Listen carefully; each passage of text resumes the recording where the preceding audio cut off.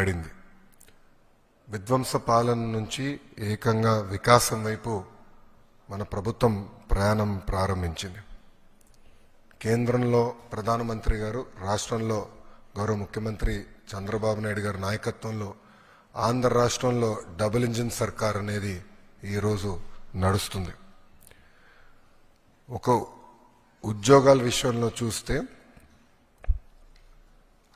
Mega DSC ఏర్పాటు చేసి ఏకంగా 16,347 పోస్టులు ఈరోజు ప్రజాప్రభుత్వం భర్తీ చేస్తుంది.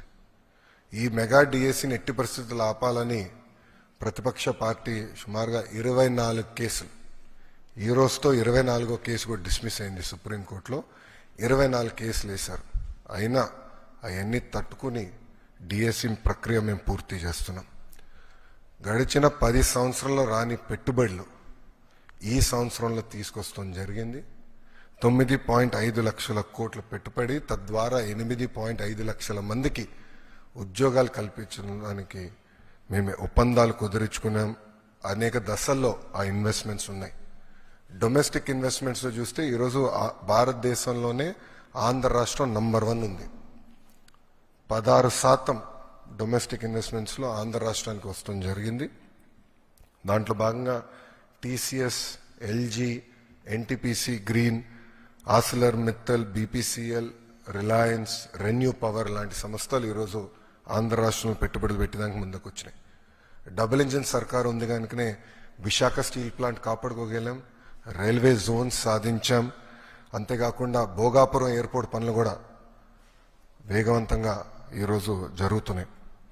మీరు చూస్తే ప్రజాప్రభుత్వం ఏర్పడిన తర్వాత ఒక పెన్షన్లోనే భారతదేశంలో ఏ రాష్ట్రం ఇవ్వని విధంగా మేము ఇస్తున్నాం. వృద్ధులకి 1,000 రూపాయలు పెంచాం, వికలాంగులకి 3,000 రూపాయలు పెంచాం. బెడ్కే పరిమితం అవుతే 15,000 రూపాయలు ప్రతి నెల ప్రభుత్వం ఇస్తుంది. భారతదేశంలో ఏకైక ప్రభుత్వం ఇస్తుంది, అది ఆంధ్ర రాష్ట్ర ప్రభుత్వం. ఇంతేకాకుండా భారతదేశంలో ఎక్కడ లేని విధంగా 203 అన్న క్యాంటీన్లు ప్రజాప్రభుత్వం తిరిగి ప్రారంభించి ఈరోజు నడిపిస్తుంది. గౌరవ ముఖ్యమంత్రి గారు ఇప్పుడే చెప్పారు, ఆగస్టు 15 నుంచి ఉచిత బస్ విధానం కూడా మేము అమలు చేస్తున్నాం. దీపం పథకం ద్వారా ఇప్పటికీ 2 కోట్ల గ్యాస్ సిలిండర్లు ఉచితంగా ప్రజాప్రభుత్వం తెలుగింటి ఆడబడుచులకి అందజేస్తాం కూడా జరిగింది. దాంట్లో కొన్ని సవరణలు తీసుకొచ్చి ఏకంగా ఆ డబ్బులు డైరెక్ట్గా మహిళల అకౌంట్లో కూడా వేయాలని ఒక నిర్ణయం కూడా ప్రభుత్వం తీసుకుంటాం జరిగింది. ఈరోజు ముఖ్యమైన కార్యక్రమం తల్లికి వందనం. ఎన్నికల్లో మనం ఇచ్చిన హామీ నిలబెట్టుకుంటున్నాం.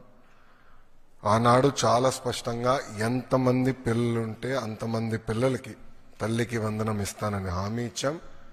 దాంట్లో భాగంగా జియో ఇచ్చాం. ఈ రోజు నుంచి డబ్బులు తల్లుల అకౌంట్లో కూడా పడితే 13,000 రూపాయలు తల్లి అకౌంట్లో పడుతుంది. 2,000 రూపాయలు మెయింటెనెన్స్ గ్రాంట్ కింద స్కూల్స్లో మెయింటెనెన్స్ కోసం ప్రభుత్వం ఆ నిధులు కూడా ఖర్చు పెడతాం జరుగుతుంది. సో భారతదేశంలో ఎవరు చేయని విధంగా సంక్షేమ అభివృద్ధి కార్యక్రమాలు ప్రభుత్వం ఈరోజు చేస్తాం జరుగుతుంది. గౌరవ ముఖ్యమంత్రి చంద్రబాబు నాయుడు గారి నాయకత్వంలో సంక్షేమ అభివృద్ధి అనేది ఈ ప్రభుత్వానికి జోడెద్దుల బండి. మాకు చాలా క్లియర్ మ్యాండేట్ ఇచ్చారు. 2 మీరు తీసుకెళ్ళాలి.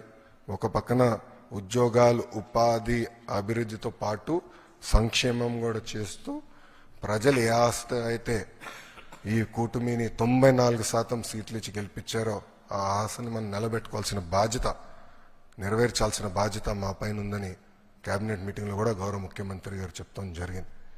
సో ఈ తల్లికి వందనం కింద దాదాపు 60% కుటుంబాలలో 2 కన్నా ఎక్కువ మంది పిల్లలు ఉండటం జరుగుతుంది.